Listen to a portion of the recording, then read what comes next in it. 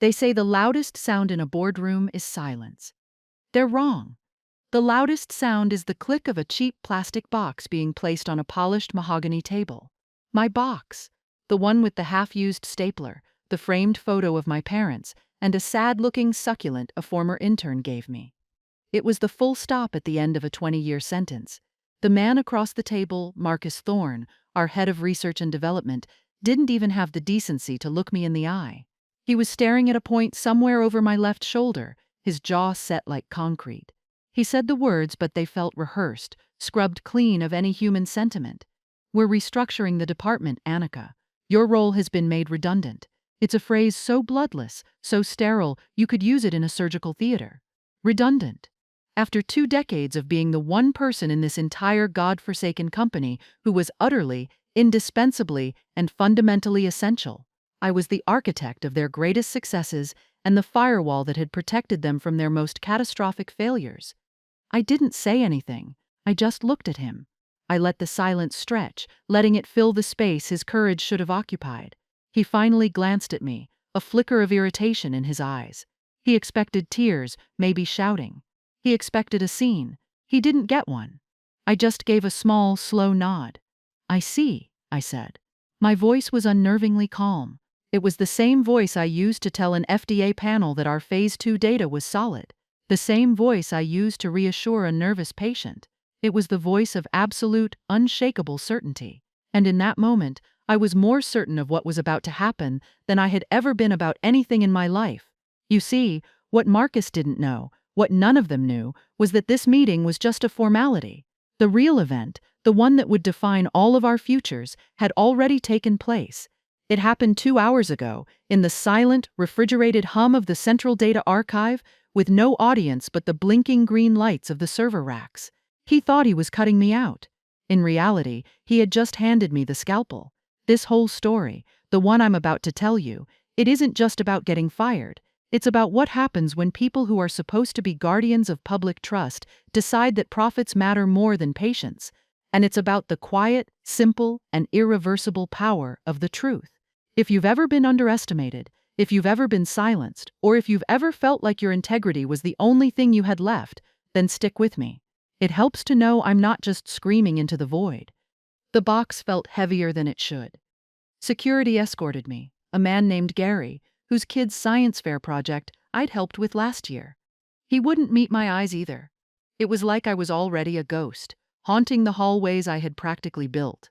The walk from Marcus's office to the front door was the longest of my life. Every face I saw was a portrait of a memory. There was the lab where we'd had the breakthrough on the Alzheimer's inhibitor, popping a bottle of cheap sparkling wine at 3 in the morning. There was the small conference room where I'd defended our work against a hostile takeover attempt, my arguments so precise they'd left the corporate raiders speechless. Every corner held a piece of my life, a piece of my professional soul. And now, it was all being boxed up and carried out like office refuse. My access card was deactivated before I even reached the lobby. The finality of it was a physical blow, a punch to the gut that left me breathless. Gary held the door open. He mumbled a sorry, "Dr. Sharma." I just nodded. Outside, the city air was thick and humid, a stark contrast to the climate-controlled sterility I'd just left. I got into my car and just sat there for a long time, the box of my life sitting on the passenger seat. The succulent looked like it was judging me. And then the composure I'd held onto so tightly finally, utterly shattered. It wasn't a loud, dramatic breakdown. It was a quiet, internal collapse, a silent scream that had no sound. The dam of 2 decades of suppressed frustration, of biting my tongue, of patiently explaining the same ethical principles over and over again to men who saw them as inconvenient obstacles, it all broke. The tears weren't for my job. They were for the ideal I had so fiercely protected, an ideal I now realized had been dead for years. I had been tending a garden in a graveyard. My apartment felt alien, too quiet. For 20 years, my life had been a symphony of deadlines, data streams, and emergencies. The silence was deafening. I didn't turn on the lights. I just sat on my couch in the dark, the city lights painting shifting patterns on the wall. And the memories came. Not the good ones, the other ones. The ones I had pushed down and compartmentalized in the name of loyalty. I remembered my first big project at Pharmaxon. I was young, just out of my postdoc, and filled with a burning, naive belief that we were going to save the world. My mentor back then, a brilliant and kind man named Dr. Alistair Finch, he saw something in me. He taught me that our work wasn't about chemistry or biology, it was about trust. The data, he would say, tapping a thick printout with his finger, is a sacred pact, a promise from us to the people who are brave enough to test these compounds in their own bodies. It has to be immaculate, inviolable. He retired 7 years ago. That's when Marcus Thorne was brought in. He came from the world of venture capital, not the lab. He spoke in a language of shareholder value and market penetration, not p-values and patient outcomes. He was handsome, charismatic, and utterly hollow. He saw science as a tool for generating press releases. The culture began to change, slowly at first. It was a slow drip poison. Deadlines became more important than accuracy. Promising, but not yet conclusive, results were leaked to financial journalists to goose the stock price. The old guard, Alistair's people, they either left or were quietly pushed into powerless advisory roles. I stayed. I told myself it was because someone had to hold the line. Someone had to be the guardian of Alistair's pact. I thought I could be a bulwark against the tide of Marcus's ambition. I see now that was just a story I told myself. It was debatable, even to me. Was it loyalty, or was it fear? Fear of starting over. Or maybe a foolish pride, a belief that I was the only one who could keep the whole thing from crashing down. A logically questionable choice, born from an emotional, misguided sense of duty. The drug was called Viridian. It was meant to be the one, the company's crown jewel. A novel biologic for treating a severe form of rheumatoid arthritis. On paper, it was a miracle. In the early trials, it had shown efficacy that was almost unbelievable, reducing inflammation and restoring mobility in patients who had been crippled for years. It was my project. I designed the trial protocols. I selected the investigators. I oversaw every single data point that came in from our clinical sites around the world. I knew this drug, its potential and its risks, better than anyone. It was my baby. And like any parent, I was fiercely protective. But then came Mr. Henderson. His real name was Arthur Henderson, a retired high school history teacher from Ohio. During the screening process, I'd spoken to him on the phone. His voice was warm, full of a gentle humor, but it was edged with a pain that was palpable even through the receiver. He talked about not being able to hold a book, about his wife having to button his shirts for him. He saw Viridian as his last, best hope. He said to me, "I'm putting my trust in you, Dr. Sharma." His file became more than just a number to me. He was the human face of the entire trial. For the first 6 months, his results were astounding. He was a textbook case of success. His inflammation markers plummeted. He sent a blurry photo to his clinical site coordinator of him holding a fishing rod. The email was forwarded to me. The subject line just said, "Look." But then, at his 7-month check-in, an anomaly appeared. A serious one. A rare and dangerous type of cardiac arrhythmia was detected on his EKG. It was transient, but it was there. My heart dropped through the floor when I saw the report. I knew Viridian's mechanism of action could in theory have off-target cardiac effects. It was the one major risk I had flagged from the very beginning. I immediately ordered a full workup for Mr. Henderson and put a clinical hold on his dosage. And I started digging. I cross-referenced his data with other participants, and I found it. 2 other patients, one in Belgium and one in Japan, had reported similar though less severe cardiac events, palpitations, shortness of breath. They had been logged by their local doctors but dismissed at the corporate level as unrelated, coincidental, statistical noise. That was the phrase Julian Croft, our smarmy vice president of marketing, loved to use. Julian had the scientific knowledge of a houseplant, but he had Marcus's ear. I brought my findings to Marcus directly. I laid it all out on his big empty desk. 3 cases, same event profile, statistically significant when correlated. This wasn't noise. This was a signal, a clear, terrifying signal that could jeopardize the entire program, or worse, put patients at risk if we moved forward without understanding it. Marcus listened, his face a mask of polite concern. He steepled his fingers. He thanked me for my diligence. He said, "Annika, you're the best we have. Let me look into this with Julian. I'll handle it." I left his office feeling a sliver of hope. Maybe I had been wrong about him. Maybe when it came down to it, He would do the right thing. A week later, I was reviewing the master data file being prepped for the final FDA submission lock. It was a massive aggregation of all the trial data, the culmination of 3 years and $500 million of research. And it was clean. Too clean. I searched for the 3 case numbers. Mr. Henderson's, the patient in Belgium, the one in Japan. The cardiac arrhythmia adverse events were gone. Not just explained away or recategorized, they had been erased. In their place were bland, meaningless entries. Mild fatigue, transient headache. It was the most elegant, audacious, and evil lie I had ever seen. The data had been falsified, cooked, sanitized, to present a perfect picture of a perfect drug. My blood ran cold. This wasn't just cutting corners. This was a deliberate, calculated fraud that could kill people. My mind raced. Who did this? Marcus. It had to be. Julian wouldn't have the technical skill, but he'd provide the motive. The pressure from the board, the impending patent cliff on their older drugs, the promise of a blockbuster payday. They were willing to sacrifice lives for a stock symbol. For a moment, I felt a crushing sense of defeat. They had won. The data was locked. The submission was imminent. What could I do? Go to the press? I had no hard proof, just my word against the CEOs. They would bury me in litigation, paint me as a disgruntled employee. They would destroy my career, my reputation. The despair I felt in my car after being fired was nothing compared to the abyss that opened up before me in that moment. I looked at the framed photo on my desk, the one of my parents. My father was a civil engineer. He used to tell me, Annika, a bridge doesn't care about your opinion or your schedule. It only cares about the truth of the physics. Get the math wrong and it collapses. People get hurt. There are no shortcuts with the truth. And then I thought of Arthur Henderson, his warm voice, his trust. I'm putting my trust in you, Dr. Sharma. It wasn't about revenge. I want to be very clear about that. It wasn't about my career, or my pride, or the injustice of being erased. It was about that pact.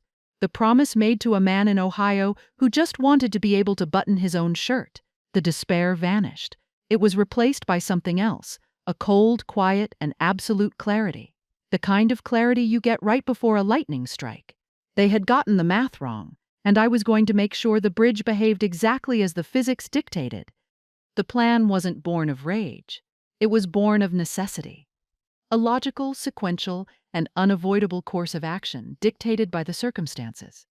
My first call was not to a lawyer. It was to a young data scientist on my team named Ben Carter. Ben was brilliant, a quiet kid who saw data as a form of poetry. He was also fiercely, almost dangerously, idealistic. He was the one who had first built the automated flag system that had caught the anomaly in Mr. Henderson's EKG log. I knew he kept his own set of redundant, off-network backups of the raw data feeds. He called it his disaster recovery system. He said it was in case of a server crash. I always knew he did it because he didn't trust the front office any more than I did. I called his personal cell. I didn't say much. Then, I need to see the raw, unprocessed feed from clinical site 7738, and I need it now. There was a pause. He knew which site that was. He knew what I was asking, and he knew the risk. I could hear him take a deep breath. He just said, "Give me 20 minutes. I'll put it in the shared diagnostic folder." He didn't ask why. He didn't need to. He was one of Alistair's people, a remnant of the old guard, even if he was only 26 years old. While I waited, I started to build the weapon. My terminal was a direct portal into the heart of the company's digital infrastructure. As the head of the Viridian trial, I had level 1 clearance, the highest possible. I could see everything, including the FDA submission staging server. This was a quarantine digital space where the final submission package was assembled and held before being electronically transmitted to the agency. It was the most secure server in the company. Getting in wasn't the hard part. The hard part was what I planned to do once I was inside. Ben's message pinged. "It's there." I navigated to the diagnostic folder. It was a place we used for troubleshooting, a digital back alley that people like Marcus and Julian didn't even know existed. And there it was. The raw, untampered case report file for Arthur Henderson. All of it. The EKG tracings, the clinician's frantic notes, the record of my order to halt the dosage, the truth. I downloaded it, my heart pounding with a steady, heavy rhythm. Then I pulled the files for the Belgian patient and the Japanese patient. I had the puzzle pieces. Now I had to reassemble the picture they had tried to burn. I worked with a speed and focus I didn't know I possessed. It was like my entire career, every late night, every complex problem, had been training for this single moment. I knew the FDA's electronic submission format, the ECTD, or Electronic Common Technical Document, inside and out. I knew its arcane structure, its metadata requirements, its file naming conventions. It's a ridiculously complex system, and that complexity was my shield. A small error, a misplaced tag, could get a submission rejected. But a perfect forgery? A perfect forgery would sail right through the initial automated checks. On the staging server sat the fraudulent master file. Let's call it VRD Study 204 Final.clin secure, a fictional file extension, of course, but that's the kind of plausible inaccuracy that makes a system feel real. It was a massive, encrypted data container holding thousands of individual patient records.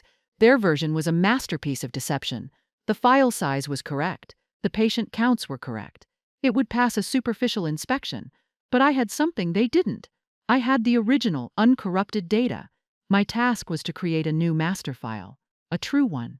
I started a parallel process, using my own validated scripts to compile the raw data from Ben's backups.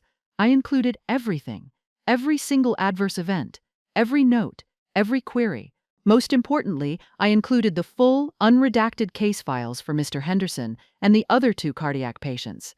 It wasn't a file of cherry-picked successes. It was a messy, complicated, and honest portrait of the drug, the good and the bad. It was the truth. The biggest challenge was the digital signature and the checksum. Every file on that server has a unique cryptographic hash, a digital fingerprint. If the file is changed by so much as a single byte, the hash changes, and the system flags it. My swap would be instantly detected, but they had made a mistake. In their arrogance to allow for last-minute polishing by Julian's marketing team, the final cryptographic seal wasn't applied until the moment of submission itself. The file on the staging server was still, technically, unlocked. It was a tiny window of opportunity, a crack in the fortress wall, and I was going to drive a truck through it.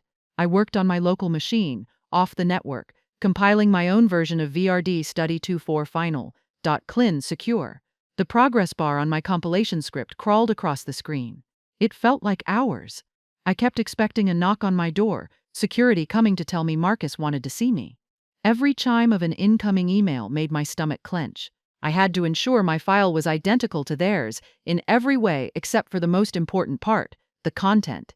Same file name, same internal structure. I even had to pad my file with a few kilobytes of junk data to make the file size match to the exact byte. It was the most intricate, high-stakes piece of data surgery I had ever performed. Finally, it was done.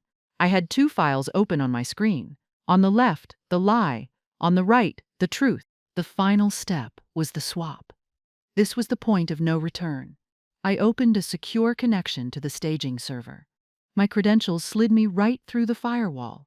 I could see the directory structure, the digital scaffolding of their $500 million lie. My hands were shaking, but my mind was perfectly clear. I navigated to the folder. There it was, VRD Study 204 Final.clin secure. The timestamp showed it had been last modified 2 days ago, right after my meeting with Marcus. I took a deep breath. Drag, drop, overwrite. The system prompt popped up, a final safeguard. Are you sure you want to overwrite this file? It was a simple binary question. Yes or no, life or death. I clicked yes. A small progress bar appeared. It took less than 10 seconds.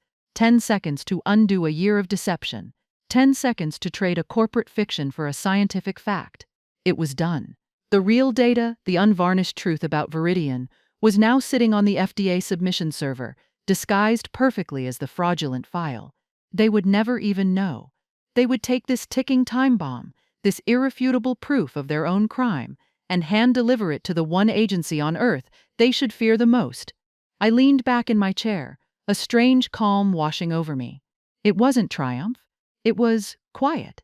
The quiet of a perfectly executed equation. I had balanced the books. It wasn't about revenge. It was about restoring order to a system that had been deliberately thrown into chaos. It was about my duty, not just to the company, but to the fundamental principles of my profession and my promise to a man in Ohio. My phone rang. It was Marcus's assistant, Dr. Sharma. Mr. Thorne would like to see you in his office now. Of course he would. I closed my laptop. I stood up and straightened my jacket. The executioner was calling. He just didn't know he was the one walking to the gallows. The days after the firing were surreal. I was adrift. I'd wake up at 6 a.m. out of habit, my mind already churning through trial logistics, before remembering I had nowhere to go. I spent my time in a strange limbo, reading medical journals, cleaning out closets, and trying not to watch the clock. I had set a time bomb, but I didn't know the exact moment it was set to go off. My only link to that world was Ben. He would call me once a day, usually on his lunch break, from a park bench well away from the office. His voice was always a hushed, nervous whisper. He was my spy, my periscope into the sunken submarine of Pharmaxon. On the third day after my firing, he called, and I could hear the tension in his voice. "It happened, Annika. It happened this morning. They did it." "What?" I asked, my own heart starting to beat a little faster. "The submission. Marcus and Julian called a meeting for the whole Viridian team. They had champagne. Champagne, Ben. Marcus gave this big speech about a new era of innovation, about changing the world. He was practically glowing. Julian looked like a cat that had swallowed a whole canary. He said Marcus himself, with Julian looking over his shoulder, clicked the final submit button on the FDA portal, a grand symbolic gesture. The room applauded. They toasted their success. They were celebrating the launch of a ship they had no idea was filled with holes. I felt a grim, cold satisfaction. The first move in this chess game wasn't mine. It was theirs. They had, with their own hands, pushed the plunger down on the detonator. All I had done was rewire it. Now we just had to wait for the blast. The first tremor came 48 hours later. It wasn't a human response. It was an automated one. Ben called me, his voice barely audible. He was in a supply closet on the third floor. "Something's wrong," he said. "They got a notification from the FDA gateway." It wasn't the standard submission received and is processing message. I asked him to read it to me exactly. He cleared his throat. "Submission package VRD 204 received. Automated integrity scan complete. File VRD study 204 final. ClinSecure has been flagged for critical priority review. Reason: discrepancy detected between summary adverse event tables and raw patient-level data appendices. Manual review by the Division of Data Integrity is now required." I almost laughed. It was more beautiful than I could have ever imagined. My little Trojan horse hadn't just gotten inside the gates. It had immediately stood up and announced itself. The beauty of it was that I hadn't hacked the FDA. I had used their own rigor against Pharmaxon. The FDA's automated systems are designed to cross-reference data within a submission. They check to make sure the summaries in one section match the raw data in another. Marcus and Julian's team had falsified the summaries, but they hadn't had access to the raw data logs that I had used. They had assumed the raw data appendices were just digital noise, thousands of pages that no one would ever read. They were wrong. My swapped file contained the real raw data, and that real data screamed that the summaries were a lie. The computer, with no emotion or bias, had simply pointed out the contradiction. Ben described the scene outside the closet. He said Marcus and Julian had been in a locked-door meeting for 3 hours. People were walking around the office with forced, panicked smiles. The triumphant atmosphere of the champagne toast had evaporated, replaced by a thick, anxious fog. They were running internal diagnostics, convinced it was a technical glitch in their submission software, or a rival company had hacked them. The one possibility their arrogance wouldn't allow them to consider was that the problem wasn't in the system. It was in the mirror. They were searching for a saboteur, never once suspecting that the fatal blow had been delivered by the person they thought they had already vanquished. I told Ben to be careful, to lay low, to delete our call logs. His role in this was over. He had done his part. He was a good man, and I had no intention of letting him get caught in the explosion. As for me, I just sat there in my quiet apartment, and I allowed myself a small, thin smile. The machine was working perfectly. The noise was all on their end now. On my end, there was only silence. The true panic at Pharmaxon began a week later. The official letter from the FDA arrived. It wasn't automated. It was written by a human, a very senior, very unimpressed human at the Division of Data Integrity.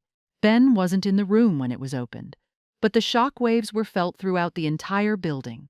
He managed to get a glimpse of it on a manager's desk. He said it was short, brutal, and surgically precise. It didn't make accusations. It just asked questions. Lethal questions. Please provide the original, unaltered case report forms for patients 07738, 1421, and 1033. Please provide a detailed explanation for the discrepancy between the reported adverse event of mild fatigue for patient 07738 and the attached EKG telemetry data from the corresponding raw data file, which appears to show a significant cardiac arrhythmia. They had attached a printout of Mr. Henderson's EKG. They were asking for the very documents that would prove their fraud. It was a checkmate delivered by certified mail. There was no way to explain it, no way to spin it. They couldn't claim it was a clerical error. The falsification was too deliberate. They couldn't claim a system glitch. The raw data was there in black and white, submitted by their own hand. They were trapped. Their lie had been turned into a cage, and they had locked themselves inside. While the executive floor at Pharmaxon was melting down, I was making a different kind of call. It was one of the hardest things I've ever had to do. I had to walk a tightrope of ethics and legal obligations. I couldn't tell anyone what I had done or what was happening, but I still had a duty of care to Mr. Henderson. I looked up the cardiologist who had taken over his care after he was withdrawn from the trial. He was a leading expert at the Cleveland Clinic, a man with a formidable reputation. I called his office. I framed it carefully. I identified myself as the former lead coordinator for the Viridian trial. I explained that while I was no longer with the company and bound by a strict non-disclosure agreement, I felt an ethical obligation to ensure he had the complete picture. I said, I would simply urge you to pay extremely close attention to the patient's full cardiac history during the trial period. There may be nuances in the initial telemetry that warrant a second, very thorough look. It was a vague, cryptic warning, but to an expert it was a flare in the dark.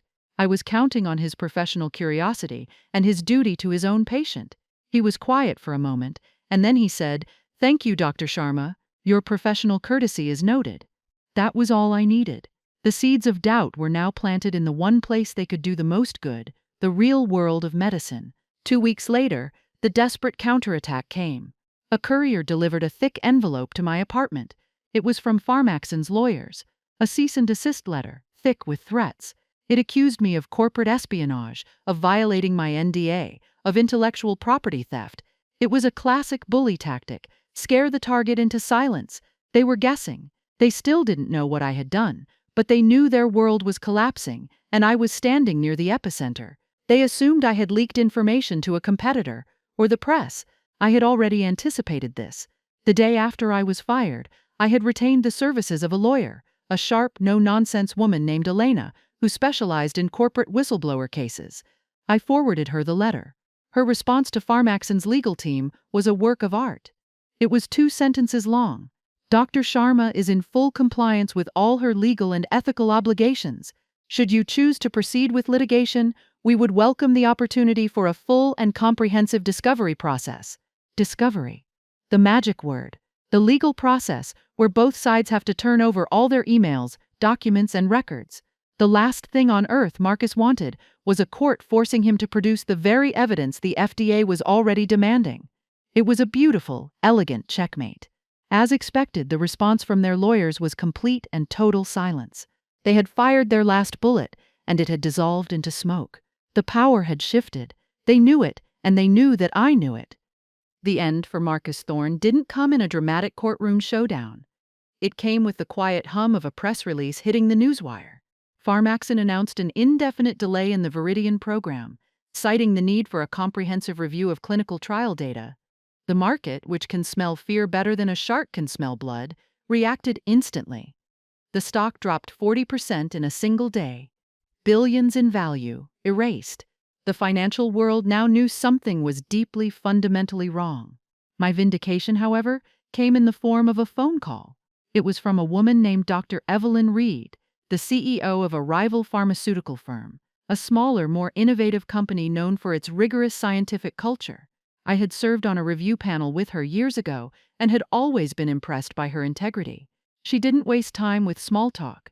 Evelyn said, "Annika, I've been hearing whispers. I don't know what's true and what isn't, and I don't need to know.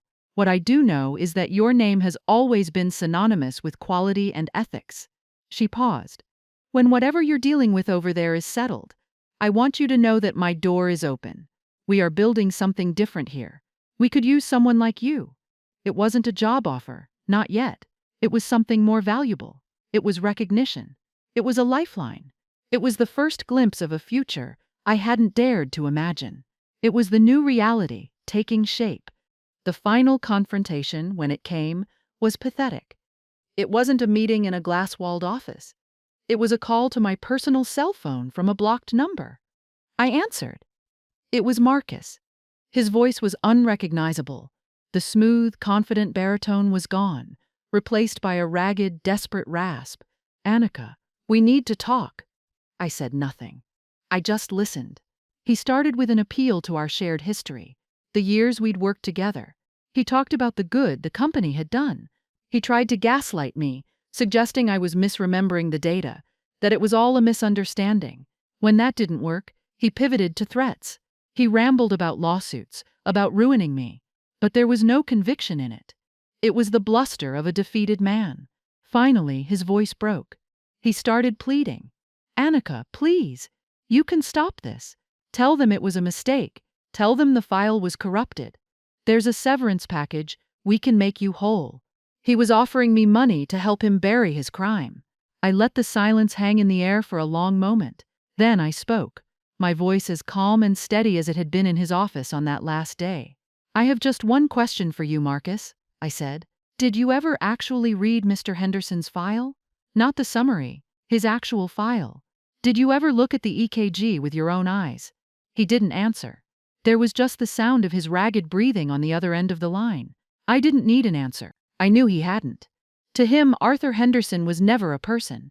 He was just an inconvenient data point to be deleted, an obstacle on the path to a bonus. I said, "Goodbye, Marcus," and I hung up the phone. A week later, Ben sent me a link to a trade publication article. The headline was simple: "Pharmaxon CEO and Marketing VP resign amid FDA inquiry." They were gone, removed by a board of directors terrified of the coming federal investigation. It happened off-screen, a quiet execution to cauterize a wound they could no longer hide. I felt no joy, no thrill of victory, just a profound and weary sense of justice. The system had corrected itself. The bridge had collapsed, just as the physics had dictated. Today, my life is very different.